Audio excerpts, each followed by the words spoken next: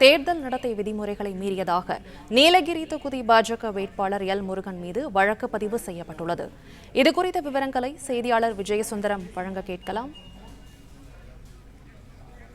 விஜயசுந்தரம், வணக்கம். விவரங்களை பதிவு பண்ணலாம். வணக்கம்.